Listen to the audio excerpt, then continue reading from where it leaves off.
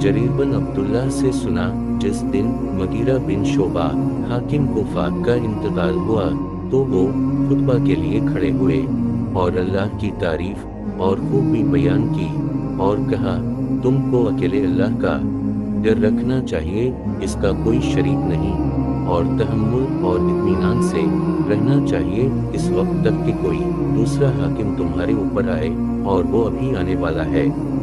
फिर फरमाया कि अपने मरने वाले हाकिम के लिए दुआए मग़फ़िरत करो, क्योंकि वो मगीरा भी माफ़ी को पसंद करता था।